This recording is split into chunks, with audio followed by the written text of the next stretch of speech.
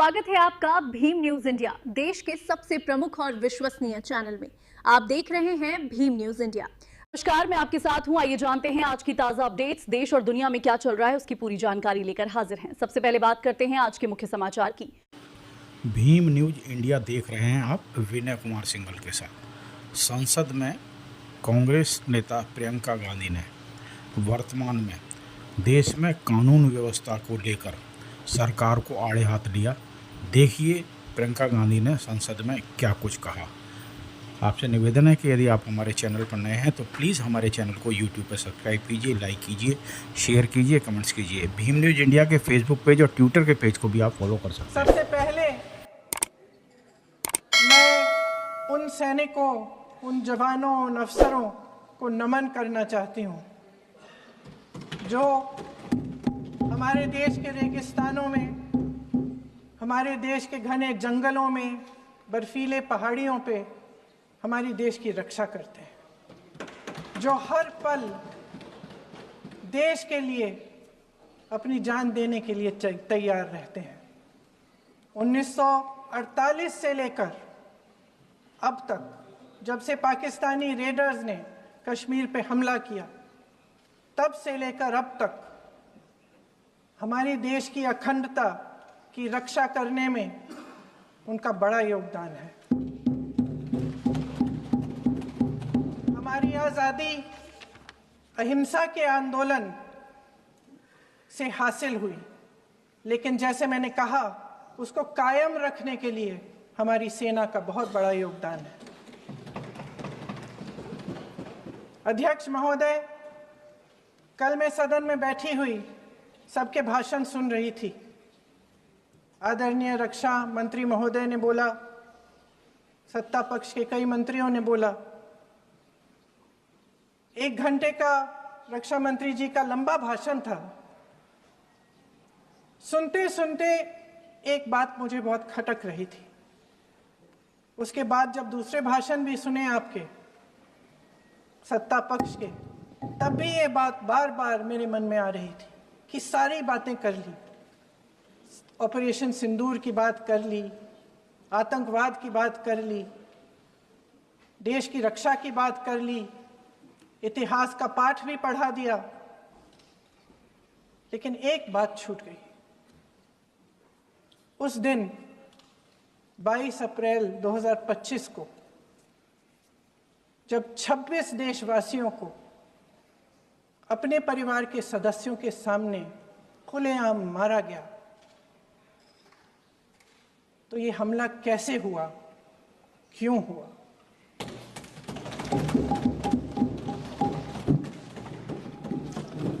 अध्यक्ष महोदय, ये लोग बैसारन वैली में, पहलगाम के पास कश्मीर में क्या कर रहे थे?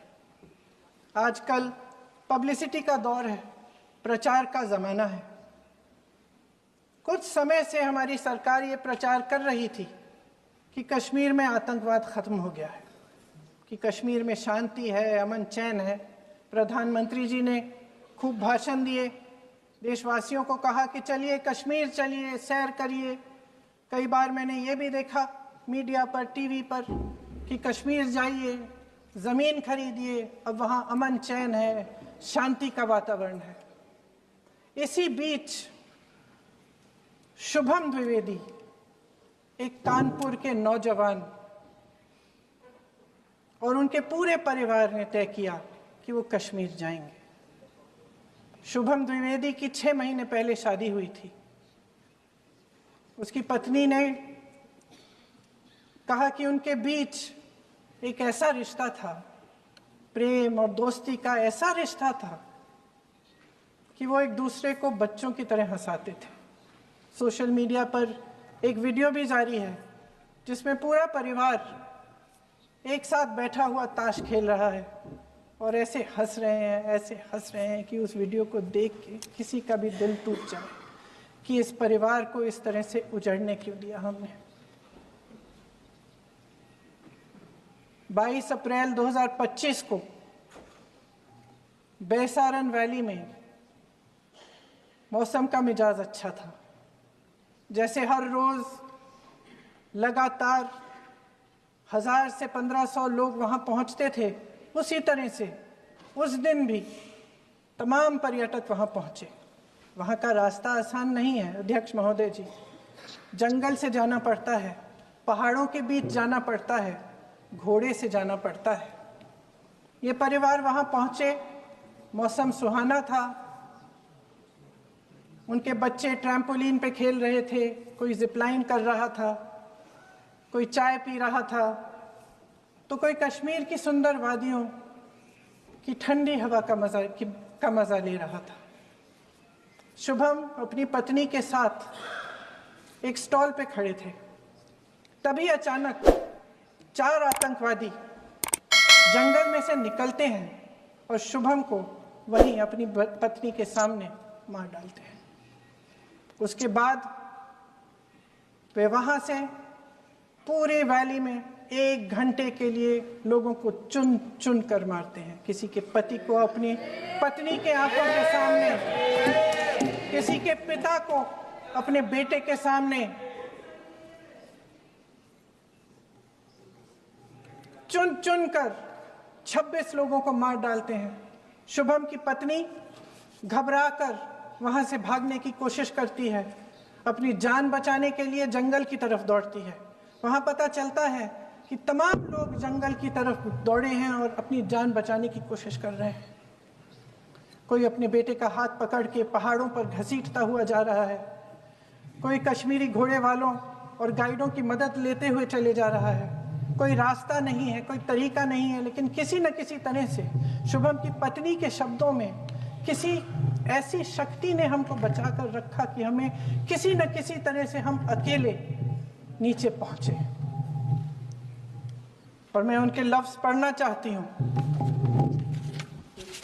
क्योंकि उन्होंने कहा कि इस पूरे समय जब 1 घंटे के लिए चुन चुन कर भारतीय नागरिकों को मारा जा रहा था, इस पूरे समय उसे एक सुरक्षाकर्मी नहीं दिखा, एक सैनिक नहीं दिखा।